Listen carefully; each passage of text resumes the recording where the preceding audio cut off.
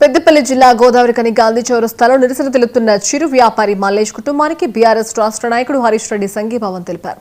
అభివృద్ధి పేరుతో మున్సిపల్ అధికారులు అన్ని అనుమతులు ఉన్న షాపును అక్రమంగా కూల్చివేశారని ఆయన విమర్శించారు. రామగుండం ఎమ్మెల్యే మఖాన్ సింగ్ ఎన్నికల హామీలను తుంగలో తొక్కి డీపీఆర్ లేకుండా కూల్చివేతలకు పాల్పడుతున్నారని ఆరోపించారు. 30 ఏళ్లుగా నివసిస్తున్న మల్లేష్ కుటుంబాన్ని రోడ్డు పాలు చేశారని ఆవేదన వ్యక్తం చేశారు. బాధిత కుటుంబానికి ఇల్లు నిర్మించే బాధ్యత ఎమ్మెల్యే తీసుకోవాలని, లేకపోతే బీఆర్ఎస్ పార్టీ అండగా నిలుస్తోందని హామీ ఇచ్చారు.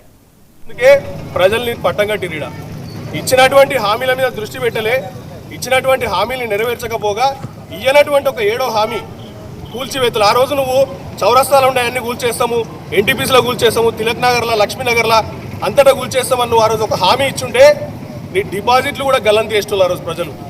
నువ్వు అటువంటి హామీలు ఇవ్వలేదు. ఆ రోజు ఇవ్వకుండా పెడబొబ్బలు ఏడుపులు పెట్టి అధికారంలోకి వచ్చినావు. వచ్చినాక నువ్వు చేస్తుంది ఏందో నాకు అర్థం కాదు. అడిగేటోడు లేకనా ఇది బలుపు? ఇప్పటికైనా పద్ధతి మార్చుకోండి, ప్రజాస్వామ్యంగా మెలగండి. ఒక నియంత మాదిరిగా ప్రవర్తిస్తున్నావు నువ్వు. గతంలో మేము చదువుకున్నాం, మాకు ఎవరైనా తెలియదు. అప్పుడు హిట్లర్ ఉండేటోడంట, హిట్లర్ని కూడా ప్రజలే తరిమేసిర్రు.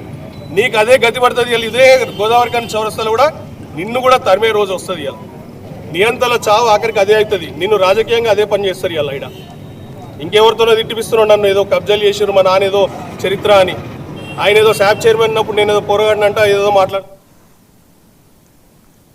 పెద్దపల్లి జిల్లా